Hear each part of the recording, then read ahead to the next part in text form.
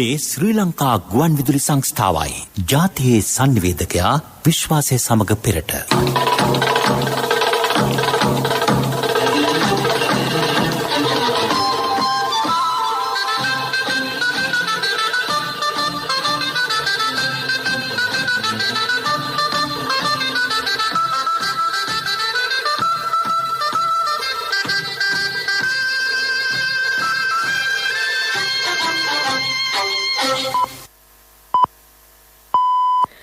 දොළහයි 45යි. මේ ශ්‍රී ලංකා ගුවන් විදුලි සංස්ථාවයි. මෙන්න ප්‍රවෘත්ති. සංස්කරණය මොහන් පෙරේරා, ප්‍රකාශය ඉනුෂා වීබැද්ද. අසාධ්‍ය නොවන කොරෝනා රෝගීන්ට නිවසේදී ප්‍රතිකාර. සෞඛ්‍ය මාර්ගෝපදේශ නොතකා ක්‍රියා කරන අයට එරෙහිව දැඩිව නීතිය ක්‍රියාත්මක කිරීමට පොලිසිය සූදානම්. කොවිඩ් වැළැක්වීමේ ක්‍රියාමාර්ගවලදී යුද හමුදාවෙන් ලැබුණු දායකත්වය විශිෂ්ට බව ජනාධිපති ජ්‍යෙෂ්ඨ උපදේශක ලලිත් වීරතුංග මහතා පවසයි. එන්නත්කරණයෙන් 95%ක ආරක්ෂාවක්. විපක්ෂයේ වෘත්තීය සමිති අරගල සිදු කරන්නේ වෘත්තීය අයිතිවාසිකම් වෙනුවෙන් නොව පෞද්ගලික දේශපාලන පසුබිම සකස් කර ගැනීමට බව පූජ්‍ය උලපනේ සුමංගල ස්වාමින් වහන්සේ පවසති. දුම්රිය හා ලංගම බස් ධාවනයේ ඉහළට ලංගම සියලුම සේවකයන් කැඳවේ. සමෘද්ධියට යොමු වී සිටින අය ව්‍යවසායකයන් කිරීමේ නව වැඩපිළිවෙලක්. ඉන්දියාවට ජගත් ආරක්ෂක මණ්ඩලයේ සභාපති ධුරය හිමිවීමෙන් පසු පළමු සැසිය අද. යුරෝපයේ රටවල් කිහිපයක් කාන්තා ක්‍රිකට් තරඟ අතරට. ඉතාලි කණ්ඩායමේ ක්‍රීඩිකාවන් 9 දිනකු ශ්‍රී ලාංකිකයන්. කොරෝනා ආසාදිත අසාධ්‍ය නොවන රෝගීන් නිවසේ රඳවා ප්‍රතිකාර කිරීම අද සිට ක්‍රියාත්මකයි. එහි නියමු වැඩසටහන කළුතර දිස්ත්‍රික්කයෙන් ආරම්භ වුණේ. අද සිට බස්නාහිර පළාතේ සෙසු දිස්ත්‍රික්කවලද එය ක්‍රියාත්මක කෙරේ. මේ අතර ශ්‍රී ලංකාව මිලදීගත් ඇමරිකාවේ නිෂ්පාදිත ෆයිසර් එන්නත් මාත්‍රා ලක්ෂයක් අද පෙරවරුවේ කටුනායක ගුවන් තොටුපළ වෙත ළඟා විය. කොළඹ සුගතදාස ක්‍රීඩාංගණයේ එන්නත් කරන වැඩසටහන අදත් ක්‍රියාත්මක බව පොලිසිය සඳහන් කරයි. කොළඹ නගරයේ මෙතෙක් කිසිදු එන්නතක් ලබා නොගත් අවුරුදු 30ට වැඩි අයට මෙහිදී එන්නත් ලබා ගත හැකිය. යුද හමුදාව මෙන්ම නාවික හමුදාවද අදත් ස්ථාන රැසකදී එන්නත් කරන වැඩසටහන ක්‍රියාත්මක කරනු ලැබේ. යාපනීය දිස්ත්‍රික්කයේ සෞඛ්‍ය වෛද්‍ය නිලධාරී කාර්යාල හරහා සයිනෝෆාම් පළමු මාත්‍රාව ලබා දීමට නියමිතයි. හෙට සිට දින 3ක් පළමු මාත්‍රාව ලබා නොගත් බස්නාහිර පළාතේ වයස අවුරුදු 60ට වැඩි හා බරපතල රෝගාබාධ ඇති අයට කොවිඩ් එන්නත ලබා දීමට කටයුතු දා ඇත. ඒ සඳහා 1906 දුරකථන අංකයට අමතා ලියාපදිංචි විය යුතුය. කොරෝනා මාර්ගෝපදේශ නොතකා ක්‍රියා කරන අය සම්බන්ධයෙන් දැඩිව නීතිය ක්‍රියාත්මක කරන බව පොලිසිය නිවේදනය කරයි. විශේෂයෙන් මාර්ගවල හෝ වෙනත් පොදු ස්ථානවල මුහුණු ආවරණ පැළඳ නොසිටින්නේ නම් නිරෝධායන නීති ක්‍රියාත්මක කෙරේ. ගෙවුණු පැය 24දී එවැනි වැරදි සඳහා 130 දෙනෙකු අත්අඩංගුවට ගෙන ඇත. මේ වන විට සයිනෝෆාම් පළමු මාත්‍රාව 88 ලක්ෂයකට පමණ ලබා දී ඇත. 20 ලක්ෂයකට වැඩි පිරිසකට එහි දෙවන මාත්‍රාවද ලබා දී තිබේ. ඇස්ට්‍රාසෙනිකා පළමු මාත්‍රාව ලබාගත් පිරිස 11 ලක්ෂ 27,000 ඉක්මවයි. එමෙන්ම 9 ලක්ෂයකට ආසන්න පිරිසක් එහි දෙවන මාත්‍රාවද ලබාගෙන ඇත. මීට අමතරව මොඩර්නා, ෆයිසර් සහ ස්පුට්නික් V එන්නත්වල පළමු හා දෙවන මාත්‍රා දැන් ලබා දෙමින් පවතී.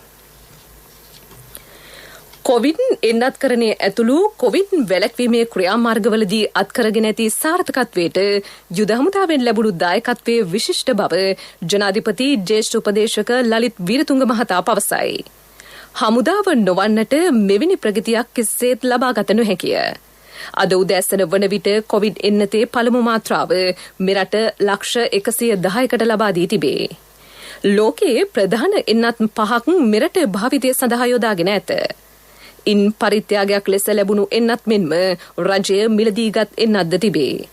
එන්නත්කරණය පිළිබඳව ජනාධිපති ගෝඨාභය රාජපක්ෂ මහතා දැඩි විමසිල්ලෙන් පසුවේ. එතුමා දිනෙන් දින අදාළ ලේඛන අධ්‍යයනය කරන බව වීරතුංග මහතා ජාතික ගුවන් විදුලියේ 10/7 වැඩසටහනට එක්වමින් පැවසීය. තීරණයක් ගත්ත දැන් කලකට ඉස්සෙල්ලා හමුදාවට විශාල වෛද්‍ය අංශය ඉන්නවා. ඒගොල්ලෝ කාර්ය මණ්ඩල වලටත් මේ ඉන්නත් ලබා දීම කරන්න පුළුවන් නිසා නිද හමුදාපතිතුමා තාමත් මනවින් මේකට මැදිහත් වුණා. එතුමා යුද හමුදා රෝහල, ඒ වගේම විහාර මහදේවී උද්දීපය 24ක්, දියත උයන මධ්‍යස්ථානයේ, පනාගොඩ තිබෙන ආරාමයේ තිබෙන ස්ථානයේ මේ ආදී මේ විශාල ප්‍රමාණයක් නියම කළා. අපි වාර්තාගත ඉලක්කරණයක් කරා දවසකට ලක්ෂ 4කට වැඩි ප්‍රමාණයක් 4,13,000ක් ඉලක්කරණය කිරීමේ රටේ වාර්තාවක්. මේ නිසාවෙන්ම තමයි අපිට පුළුවන් උනේ සුමානේ ගන්නවා මේ ලෝකේ වාර්තා ගන්න වෙබ්සයිට්ස් තියෙනවා ඉංග්‍රීසියෙන්. ඒ වෙබ්සයිට් එකක තියෙනවා දින 7ක් තුල 100කට කී දෙනෙක් ගැහුවද කියන ඒ සංඛ්‍යාලේඛන. ඒ සංඛ්‍යාලේඛන අනුව අපි තමයි උඩින් ඉන්නේ. අපිට වඩා පල්ලෙහායින් හිටිය ඉක්වඩෝ කියන රට දකුණු ඇමරිකාවේ සමහර දවස්වල අපිට වඩා ඉහළින් ගියා. නමුත් අපි තමයි අද වෙනකොටත් ඉහළින් ඉන්නේ. ඉතින් දියුණු රටවල් එන්නත් නිපදවන රටවල් මේ සියල්ල පල්ලෙහායින් ඉන්නේ.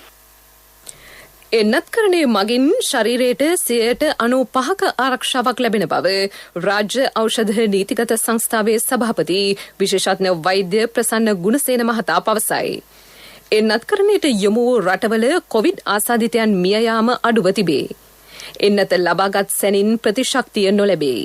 ප්‍රතිශක්තිය ඇතිවීමට සති කිහිපයක් ගතවන බවද ඔහු පැවසීය. අපි දන්නවා මේ වෙනකොට වයස අවුරුදු 30ට වැඩි ලංකාවේ සියලුම අයගෙන් 96%කට පළමු මාත්‍රාව දීලා තියෙනවා. හැබැයි දෙවෙනි මාත්‍රාව තාම ලබා දීලා තියෙන්නේ 25%ක් පමණ ප්‍රමාණය. එතකොට අපි මේ මාසය තුල ඒ 96%ටම දෙවෙනි මාත්‍රාව ලබා දෙනවා. එතකොට මේ 96% කියන්නේ ඒක ලොකු ප්‍රමාණයක්. මිලියනයකට ආසන්න ප්‍රමාණයකට තාම පළමු මාත්‍රාව විතරයි ලැබිලා තියෙන්නේ. මිලියන 10කට ආසන්න ප්‍රමාණයක්. එතකොට මේ හැම කෙනෙකුටම පූර්ණ ප්‍රතිශක්තිය තවම ලැබිලා නැහැ. එහෙමනම් අපි මේ වෛරසයට අපි යොමු වුණොත්, ඒ කියන්නේ අපි මේකට මැදිහත් වුණොත් මේ අවස්ථාවේදී අපිට මේ රෝගය හැදෙන්නට පුළුවන්. එහෙමනම් අපිට නිසි ආකාරයෙන් මේ එන්නතෙන් ආරක්ෂාව ලැබෙන්න නම් අපි ගන්නේ ෆයිසර් වෙන්න පුළුවන්, අපි ගත්තේ මොඩර්නා වෙන්න පුළුවන්, අපි ගත්තේ ස්පුට්නික් වෙන්න පුළුවන්, මොන වර්ගය ගත්තත් සිනෝෆාර්ම් වෙන්න පුළුවන්. අපේ නිසි ප්‍රතිශක්තිය ලැබෙන්න අවම වශයෙන් සැප්තැම්බර් මාසයේ මැද වෙනකල්වත් යන්න වෙනවා. ඒකම වැදගත් කාරණයක් තියෙනවා. මේ ප්‍රතිශක්තිය ලබා ගැනීමේදී විශේෂයෙන් මම මේ ලෝක සෞඛ්‍ය සංවිධානයේ දත්ත වාර්තාව ගෙනාවේ එකයි. ඇතැම් තැන්වල මම දැක්ක මේ ඊයේ පෙරේදත් එක එන්නතකට වඩා තවත් එන්නතක් වඩා හොඳයි පිටරට යන්න නම් මේ එන්නත් ලබා ගන්න ඕන කියලා මිත්‍යා මත රටේ පැතිරීම නිසා බොහෝ අය මේ එන්නත් ගැනීමෙන් වැළකීලා ඉඳලා තියෙනවා. කොළඹ ප්‍රදේශයේ පමණක් අවුරුදු 60ට වැඩි අපි පහුගිය දිනවල සොයාගත්ත 40000කට ආසන්න ප්‍රමාණයක් මේ වැරදි මත නිසා එන්නත ලබා ගන්න නැතුව ඉඳලා තියෙනවා. කොවිඩ් 9 ප්‍රභේද ඇතිවීම සහ ඒවා මර්ධනය පිළිබඳ සාකච්ඡාවක් අන්තර්ජාලය ඔස්සේ සිදු කෙරින. ඊට ලෝක සෞඛ්‍ය සංවිධානයේ විශේෂඥ වෛද්‍යවරු 30 දෙනෙක් මෙන්ම තවත් විශේෂඥ වෛද්‍යවරු 245 දෙනෙක් එක්ව සිටිහ. ඔවුන් සියලු දෙනා අවධාරණය කළේ රෝගයේ බරපතල බව අඩු කිරීමට එන්නත සමත්ව ඇති බවයි. සියලුම එන්නත් ඉහළ කාර්යක්ෂමතාවක් පෙන්වන බවද ඔවුහු පැවසූහ. ගුරුවැඩු විෂමතාවක් ඇති බව තමන් වහන්සේ පිළිගන්නා බවත් ජනතා විමුක්ති පෙරමුණේ දෙබඩි පිළිවෙත හෙලා දකින බවත් පූජ්‍ය උලපනේ සුමංගල ස්වාමින් වහන්සේ පවසති. වෘත්තීය අරගල සඳහා හේතු වූ කාරණා කිහිපයක් තිබුණේ. අවුරුදු 24ක් පුරා ගුර ගැටලු පැවතියේ එය දේශපාලනීකරණය වීම හේතුවෙන්ය. මෙතෙක් පැවති කිසිම රජයක් සමග මේ පිළිබඳව නිවැරදිව සාකච්ඡා කර නොමැත. ජ්‍යෙෂ්ඨ මාධ්‍යවේදී හඩ්සන් සමරසිංහ මහතා ගෙනෙන 10/7 වැඩසටහනට සම්බන්ධ වෙමින් තවදුරටත් අදහස් දැක් වූ පූජ්‍ය උලපනේ සුමංගල ස්වාමින් වහන්සේ.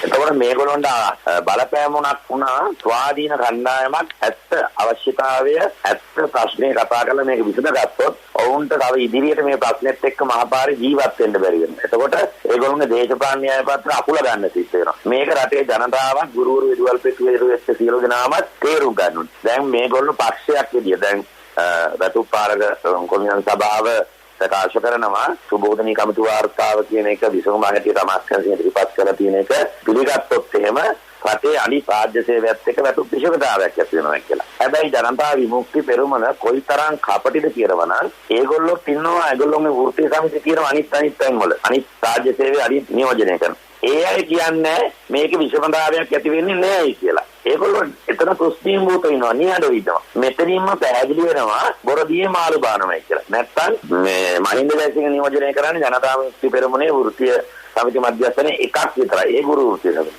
ඊට අදාළ වෙනත් වෘත්තීය සමිති ගණනාවක් රාජ්‍ය සේවය තුළ තියෙනවා. එහෙනම් මේ කියන වැටුප් විෂමතාවයේ විසඳුමෙන් පස්සේ අපිට සුබෝධනි කවිතුවරා ඒ අය ප්‍රකාශ කරන්නට ඕනේ රජයේ අනිත් සේවාවන් වලට විෂමතාවයක් ඇති වෙන්නේ නැහැ කියලා. ඒගොල්ලෝ එහෙම කියන්නේ නැහැ. ජනතා විමුක්ති පෙරමුණේ නිල මතය ප්‍රකාශ කරන්නේ නැහැ. ඒ කියන්නේ මේක සටන් පාඨයක් විතරයි මේගොල්ලෝ. ඒ නිසා අපි මේ සැබෑව ගුරු විදුහල්පති සමාජයටත් සතතත් එළිදරව් කරන්නේ. ඒක තමයි මම කළේ. විපක්ෂය නියෝජනය කරන වෘත්තීය සමිති අරගල සිදු කරන්නේ වෘත්තීය අයිතිවාසිකම් වෙනුවෙන් නොව ඔවුන්ගේ දේශපාලන පසුබිම සකස් කර ගැනීමට බව උන්වහන්සේ තවදුරටත් පෙන්වා දුන්හ. ලංගම බස් රථ අද සිට සාමාන්‍ය පරිදි ධාවනයට එක් කර ඇතැයි එහි සභාපති කින්ස්ලි රණවක මහතා පවසයි. සේවක සේවිකාවන් සාමාන්‍ය පරිදි සේවයට වාර්තා කළ යුතු බව ඔහු කියා සිටී. පසුගියදා නිකුත් කළ චක්‍රලේඛය අත්‍යවශ්‍ය සේවා සඳහා අදාළ නොවන බව පැහැදිලිව දැනුම් දී ඇතැයි ඔහු මාධ්‍ය හමුවකදී පැවසීය. ඒ අනුව ලංකා ගමනාගමන මණ්ඩලයේ සේවකයන් සාමාන්‍ය පරිදි රාජකාරියට වාර්තා කළ යුතුය.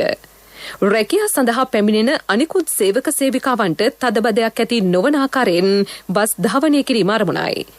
මගින් ප්‍රවාහනයේදී බස් රථවලට දුන් උපදෙස් උල්ලංඝනය කළ බස් රථ 70ක පමණ මාර්ග බලපත්‍ර අහෝසි කිරීමට ක්‍රියා කර ඇතැයි රාජ්‍ය අමාත්‍ය දිලුම් අම්නුකම මහතා පවසයි. දුම්රිය මගී තදබදය අවම කිරීම සඳහා අද සිට විශේෂ වැඩපිළිවෙලක් ක්‍රියාත්මකයි. ඒ අනුව අද දුම්රිය ගමන් වාර 130ක් ධාවනයට සැලසුම් කර ඇත. ඒ අතරම පොදු ප්‍රවාහන සේවාවල ගමන් කරන පුද්ගලයන්ගේ රාජකාරී හැඳුනුම්පත් පරීක්ෂා කිරීම අද සිට ක්‍රියාත්මකයි. කෙසේ වුවත් පෙරවරුවේ බස් රථ ධාවනයේ ඉතා අඩු මට්ටමක පැවතුණි. දුම්රිය සේවා ක්‍රියාත්මක වන්නේ අත්‍යවශ්‍ය සේවා සඳහා පැමිණෙන රාජ්‍ය හා පුද්ගලිකංශයේ අයට පමණි. රටේ ආදායම් උත්පාදනය කිරීමට හැකි එකම ක්‍රමය සමෘද්ධිය ලබාදීම නොවන බව රාජ්‍ය ඇමති ශෙහන් සේමසිංහ මහතා පවසයි. සමෘද්ධි මුද්දරයට පමණක් සිය අමාත්‍යංශයේ සීමා නොවී ඉන් එහා ගිය වැඩසටහනක් වෙනුවෙන් යොමු විය යුතුය. මෙරට සිටින අනිකුත් ජන කොට්ටාස මෙන් සමෘද්ධි ප්‍රතිලාභී ජන කොට්ටාසේද නගා සිටුවීම රජයේ අපේක්ෂාවයි. දියුණු විය හැකි එකම ක්‍රමය වන්නේ රුපියල් 3500ක් වූ සමෘද්ධි මුද්දරය නොවේ. ඊට වඩා සාර්ථක ක්‍රමවේද දැන් සකස් කර ඇත. සමෘද්ධිය මගින් දියුණු වූ ව්‍යවසායිකවන් ග්‍රාමීය ප්‍රදේශවල සිටින බව ඔහු පෙන්වා දෙයි. ඔවුන් කලින් රුපියල් 5000ක ණය ලබාගත් අයයි. එහෙත් දැන් රුපියල් ලක්ෂ 10ක් තරම් වූ ඉහළ ණය ලබා ගැනීමට ඔවුන් යොමු වී ඇතැයිද සේමසිංහ අමාත්‍යතුමන් සඳහන් කරයි. මේ ප්‍රවෘත්ති ශ්‍රී ලංකා ගුවන් විදුලි සංස්ථාවෙන්. ස්වර්ණ ප්‍රදීප උකත් සේවාව ඔබට හුරු පුරුදු මහජන බැංකුවෙන්.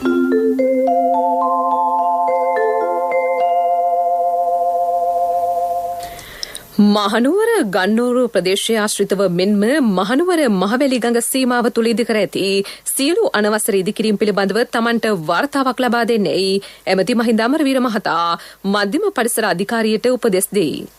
විශේෂයෙන් මහවැලි ගඟ හරහා ඉදිකර තිබෙන එල්ලෙන පාලම අසල ඉදිකර ඇති අනවසර ඉදිකිරීම් සම්බන්ධයෙන් අවධානය යොමු වී ඇත. ඊට ආසන්නව ගඟේ අලුතින් වැලි කඳු කිහිපයක්ද නිර්මාණය වී තිබේ. මෙම වැලිකඳු හේතුවෙන් තද වැසි ඇති වූ විට අදාළ ස්ථානයෙන් ගඟ පිටාර ගැලීමට ඉඩ පවතී. ගඟ දෙපස ඉදිකර ඇති බොහෝ ඉදිකිරීම් වලට පරිසර වාර්තා ලබාගෙන නැත. ඉදිරි සති දෙකේදී මේ පිළිබඳව පුළුල් විමර්ශනයක් සිදු කෙරේ. ගුවන් හමුදාවට අයත් වැලිසර පුපුරණද්‍රව්‍ය ගබඩාවෙන් ඇමෝනියා නයිට්‍රේට් පුපුරණද්‍රව්‍ය සොයා ගැනීමක් සම්බන්ධයෙන් ගුවන් හමුදා සැරයන්වරයෙකු නාවික හමුදා සුළු නිලධාරිකු ඇතුළු සිව් දෙනෙකු අත්අඩංගුවටගත් බව පොලිස් මාධ්‍ය ප්‍රකාශක ජ්‍යෙෂ්ඨ නියෝජ්‍ය පොලිස්පති අජිත් රෝහණ මහතා පවසයි. මෙම ගබඩාවේ පුපුරණ ද්‍රව්‍යවල අඩුවක් පවතින බවට ගුවන් හමුදාවේ විනය අධ්‍යක්ෂවරයා පොලිසියට පැමිණිල්ලක් කර තිබේ. ඒ අනුව කැලණිය කොට්ටාස අපරාධ විමර්ශන ඒකකය පරීක්ෂණ ආරම්භ කිරීමෙන් පසු මොවුන් අත්අඩංගුවට ගෙන ඇත. සැකකරුවන් මේවා ගල් වැඩපොළ වෙත අලෙවි කර තිබේ. සොරාකත් ඇමෝනියා නයිට්‍රේට් තොගෙන් කිලෝග්‍රෑම් 70ක් පමණ දැන් සොයාගෙන ඇත. සඳහිරු සෑයේ පූජනීය කොත්වහන්සේ සහ චූඩාමාණික්‍ය රැගත් පෙරහර කොළඹ නගරයේ වීදි සංචාරය කිරීමෙන් පසු ඊයේ පස්වරුවේ බෙල්ලන්විල රජමහා විහාරස්ථානයට වැඩම කෙරින. සදහැවතුන්ට අද දිනේදී එම විහාරස්ථානයට ගොස් එය වැඳ පුදා ගත හැකිය. මීළඟට ප්‍රමුඛ පුවත. මහජන බැංකුවෙන් රන් පවුමකට ලබා දෙන අත්තිකාරම් මුදල් දැන් තවත් වැඩි කළා. ඔබේ රන් බහඬ සඳහා රාජ්‍ය බැංකුවක ආරක්ෂාව සමග දිවයිනේ විශාලතම ශාඛා ජාලයෙන් සේවාව. ස්වර්ණ ප්‍රදීප උකත් සේවාව ඔබට හුරු පුරුදු මහජන බැංකුවෙන්. ප්‍රමුඛ පුවත ඔබ වෙත ගෙනෙන්නේ සෑම ගෙදරකම සිටිය යුතු වෙද මහත්මයා සිද්ධාලේප. සාක් මහලේකම් ඇසල විරුකොන් මහතා අද නවදිල්ලියේදී ඉන්දිය විදේශ ලේකම් හර්ෂ වර්ධන් ශ්‍රිංගිලා මහතා හමු වේ. සාක් කලාපයට බලපෑති කරුණු කිහිපයක් සම්බන්ධයෙන් අවධානය යොමු කරන මහතා සාක් සමුළුවට අදාළ කරුණු සාකච්ඡා කිරීමට නියමිතයි. එමෙන්ම ඉන්දිය විදේශ කටයුතු රාජ්‍ය අමාත්‍ය ආචාර්ය රාජ්කුමාර් රංජන් මහතා හමු වී සාකච්ඡා පවත්වයි. සාක් සංවිධානය 1985 දී පිහිටුවා ගැනින. මේ වන විට රටවල් 8ක් ඊට අයත් වේ.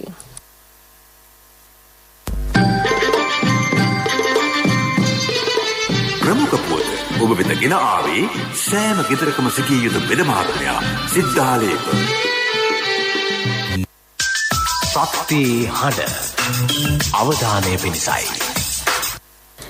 වලවේ ගඟ රක්ෂිතයේ අනවසර පදිංචිකරුවන් හේතුවෙන් ගංගා ජලයේ පවිත්‍රතාවයට විශාල බලපෑමක් එල්ල වී තිබේ. විශේෂයෙන් අම්බලන්තොට නගරය ආසන්නයේ වලවේ ගංගාරක්ෂිතයේ පදිංචිව සිටින අයගෙන් තර්ජනය වඩාත් උග්‍රය. ඒ ආශ්‍රිතව සිටින පවුල් 70කගේ පමණ වැසිකිලි සහ වෙනත් අපද්‍රව්‍ය සියල්ල මෙම ගංගා ජලයට මුදා හරින බව හඳුනාගෙන ඇත.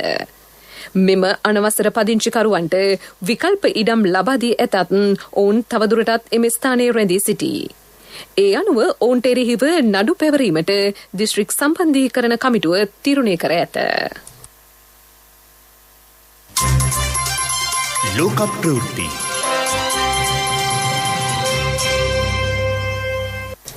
සමුද්‍ර ආරක්ෂාව සම්බන්ධයෙන් ජගත් ආරක්ෂක මණ්ඩලය පැවැත්වෙන විවෘත විවාදයට රුසියානු ජනාධිපති ව්ලාඩිමිර් පුටින් මහතාද සහභාගී වේ. මෙම මාසයේ මෙම මණ්ඩලයේ සභාපති ධුරය දරන්නේ ඉන්දියාවයි. මෙම සමුළුව අද ඉන්දිය අගමැති නරේන්ද්‍ර මෝදි මහතාගේ ප්‍රධානත්වයෙන් නැරඹේ. වීඩියෝ තාක්ෂණය ඔස්සේ තවත් නායකයන් රැසක් සමුළුව ඇමතීමට නියමිතයි. ඉන්දියාව ජගත් ආරක්ෂක මණ්ඩලයේ සභාපති ධුරයට පත් වූයේ ඇෆ්ගනිස්තානය, මියන්මාරය සහ යෙමනය වැනි රටවල දරුණු ගැටුම් පවතින අවධියක. මේ හේතුවෙන් ඉන්දියාවට මෙය අභියෝගාත්මක වනු ඇත.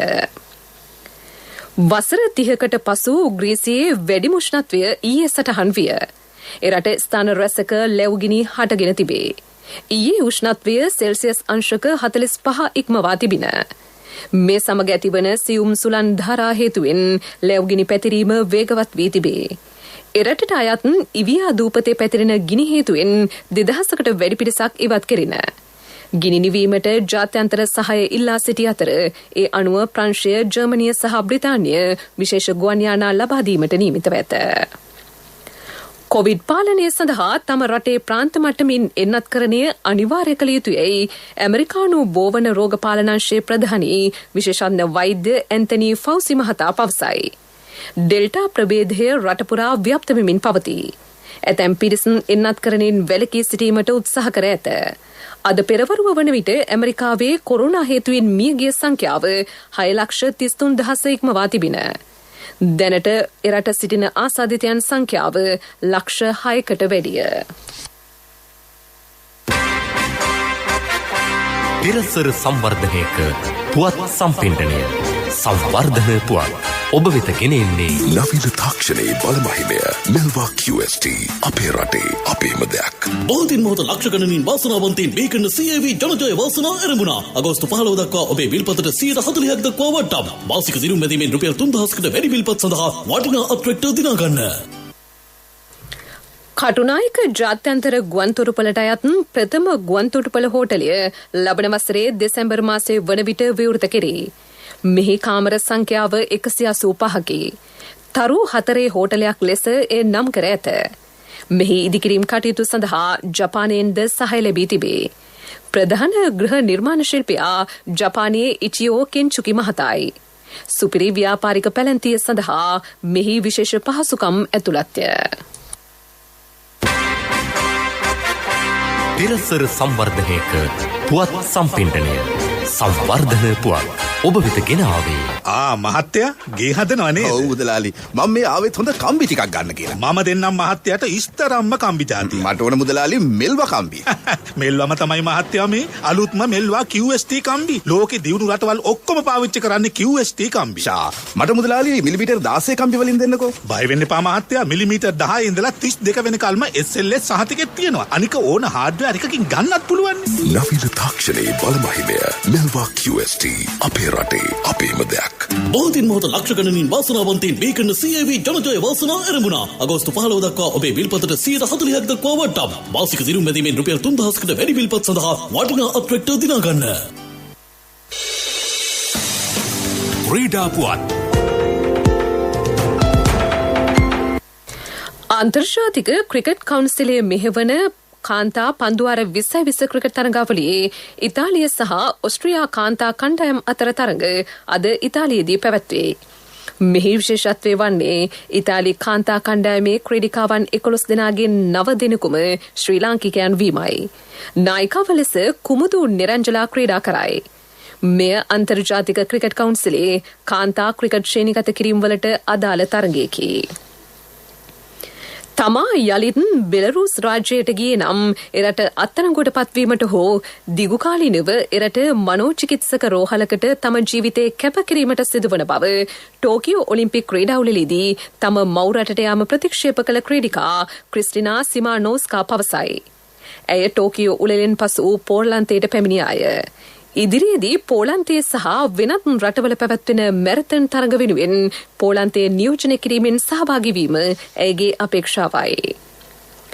මීළඟ ඔලිම්පික් ක්‍රීඩාවලියේ සත්කාරකත්වය ප්‍රංශයට ලැබීමත් සමග පැරිස් චතුරස්‍රයට එක් වූ දහස් ගණනක පිරිස වඩා උද්‍යෝගිමත්ව එය සැමරීමට එක් වූහ.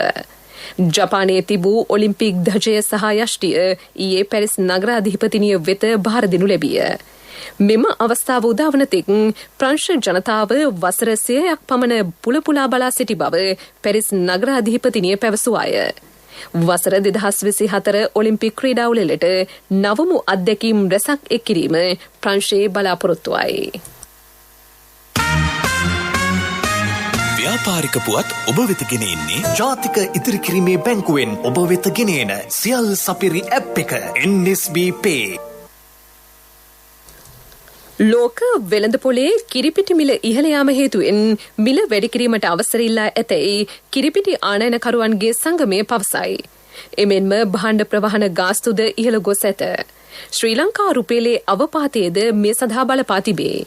එම සංගමේ සමාජික ලක්ෂ්මන් වීරසූරිය මහතා සඳහන් කළේ පවතින තත්ත්වයේ හමුවේ ව්‍යාපාරිකයන්ට තම ආනයන පාලනය කිරීමට සිදුව ඇති බවයි. කිරිපිටි කිලෝවක් ඩොලර් 4.20කින් ඉහළ ගොස් තිබේ. මේ හේතුවෙන් කිරිපිටි අලවේදී සෑම මාසකම රුපියල් මිලියන 1500ක පමණ පාඩුවක් දැරීමට සිදුවී ඇත. කිරිපිටි ගෙන්වීම සඳහා වාර්ෂිකව වැය කරන මුදල ඩොලර් මිලියන 360කි. එහෙත් තම සමාගම්වල සේවකයන්ට වැටුප් ගෙවීම ඇතුළු කරුණු හමුවේ තමන් අර්බුදයට ලක්ව ඇතැයි ඔවුහු පවසති. කෙසේවත් කිරිපිටි මිල වැඩි කිරීමට ඉඩ නොදෙන බව රජය කියා සිටී. ව්‍යාපාරික පුවත් ඔබ වෙත ගෙනාවේ ඔබේ සියලුම බැංකු කටයුතු වඩාත් සුරක්ෂිතව පහසුවෙන් කරගන්න ජාතික ඉදිරිකිරීමේ බැංකුවෙන් ඔබ වෙත ගෙනෙන සියල් සපිරි ඇප් එක NSB Pay මුදල් හුමාරු බිල්පත් ගෙවීම ක්‍රේලෝඩ් ක්‍රෙඩිට් කාඩ් ගෙවීම ලංකා QR ආදී සේවාවන් රැසක් සමගින් බැංකු ගිණුම් කිහිපයක් සමග එකවර ලියාපදිංචි වීමේ පහසුකම ඔබ කොතැනක සිටියත් ඔබේ බැංකු කටයුතු එසැනින් කරගන්න ඩිජිටල් විසඳුම Play Store හෝ App Store හරහා දැන් නොමිලේම ඩවුන්ලෝඩ් කරගන්න NSB Pay වැඩි විස්තර ළඟම පිහිටි ශාඛාවෙන් හෝ 0112 379 379 අමතන්න කොන්දේසි සහිතයි ආර්ථික පුවත් ආවරණය ඔබේ ඕනම අවශ්‍යතාවයකට සුදුසු මූල්‍ය විසඳුම් දෙන එන අය දියුණු වෙන අය එන LOLC සමූහය එන්න දියුණු වෙන්න ඉදිරියේදී ජනතාවට සහල් කිලෝවක් රුපියල් 100ට අඩුවෙන් මිලදී ගැනීමේ අවස්ථාව සලසන බව ඇමති බන්දුල ගුණවර්ධන මහතා පවසයි. මහ පරිමාණ සහල් මෝල් හිමියන් වැඩි මිලට වී මිලදී ගැනීම හේතුවෙන් රජයේ මිලදී ගැනීමේ මධ්‍යස්ථාන වෙත ගොවි නොපෙමිණෙන බව අමාත්‍යවරයා පවසයි. අද පැවැත්වන කැබිනට් රැස්වීමේදී සහල් සහ වී සම්බන්ධයෙන් තීරණාත්මක තීන්දුව කිහිපයක් ගැනීමට නියමිතයි. ආර්ථික පුවත් ආවරණය අයියෝ ආද අප්පා මේ යන්නේ නෑනේ මේ ඔය වසන්තයි යන්නේ ඇයි මල්ලි මොකද හදිස්සිය නෑ අයියේ ඉතින් සල්ලි තමයි හදිස්සිය ඇත්තද හැබැයි සල්ලි හදිස්සි වුණාට මල්ලි හදිස්සි වෙන්න එපා ඕනම LOLC ෆයිනෑන්ස් ශාඛාවක 3 wheeler එකේ පොත තියලා එවලේම සල්ලි ගන්න LOLC ෆයිනෑන්ස් වීල් පොතට කෑෂ් වීල් පොතට ඉවිලෙම කෑෂ් අතට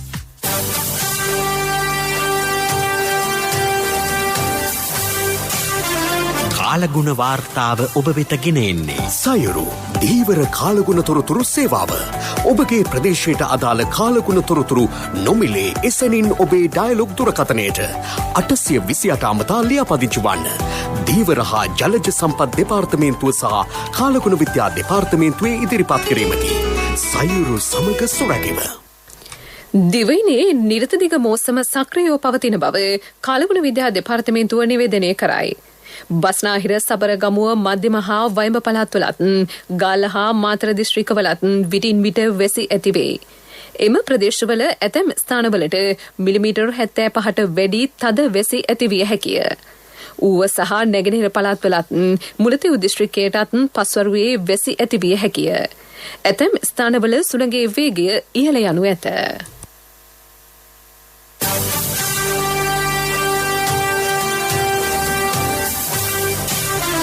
කාලගුණ වාර්තාව ඔබ වෙතගෙන ආවේ සයුරු දීවර කාලගුණ තොරතුරු සේවාව ඔබගේ ප්‍රදේශයට අදාළ කාලගුණ තොරතුරු නොමිලේ එසැනින් ඔබේ ඩයලොග් දුරකථනයට 828 අමතා ලියාපදිංචි වන්න දීවර හා ජලජ සම්පත් දෙපාර්තමේන්තුව සහ කාලගුණ විද්‍යා දෙපාර්තමේන්තුවේ ඉදිරිපත් කිරීමකි සයුරු සමග සොරැකීම ප්‍රවෘත්ති අවසන් කිරීමට පෙර යලි සිරස්තල අසාධ්‍ය නොවන කොරෝනා රෝගීන්ට නිවසේදී ප්‍රතිකාර. සෞඛ්‍ය මාර්ගෝපදේශ නොතකා ක්‍රියා කරන අයට එරෙහිව දැඩිව නීතිය ක්‍රියාත්මක කිරීමට පොලිසිය සූදානම්. කොවිඩ් වැළැක්වීමේ ක්‍රියාමාර්ගවලදී යුද හමුදාවෙන් ලැබුණු දායකත්වය විශිෂ්ට බව ජනාධිපති ජ්‍යෙෂ්ඨ උපදේශක ලලිත් වීරතුංග මහතා පවසයි. එන්නත් කරණයෙන් 95% ආරක්ෂාවක්. විපක්ෂයේ වෘත්තීය සමිති අරගල සිදු කරන්නේ වෘත්තීය අයිතිවාසිකම් වෙනුවෙන් නොව පෞද්ගලික දේශපාලන පසුබිම සකස් කර ගැනීමට බව පූජ්‍ය උලපනේ සුමංගල ස්වාමින් වහන්සේ පවසති. දුම්රිය හා ලංගම බස් ධාවනය ඉහළට ලංගම සියලුම සේවකයන් කැඳවේ. සමෘද්ධියට යොමු වී සිටින අය ව්‍යවසායකයන් කිරීමේ නව වැඩපිළිවෙලක්. ඉන්දියාවට ජගත් ආරක්ෂක මණ්ඩලයේ සභාපති ධුරය හිමිවීමෙන් පසු පළමු සැසිය අද. යුරෝපයේ රටවල් කිහිපයක් කාන්තා ක්‍රිකට් තරග අතරට. ඉතාලි කණ්ඩායමේ ක්‍රීඩිකාවන් 9 දෙනෙකු ශ්‍රී ලාංකිකයන්. අපගේ මෙම ප්‍රවෘත්ති ප්‍රකාශයට www.slbc.lk වෙබ් අඩවිය ඔස්සේද සවන් දිය හැකිය. ප්‍රවෘත්තිමින් සමප්තයි මීළඟ ප්‍රධාන ප්‍රවෘත්ති ප්‍රකාශය සවස 6ට.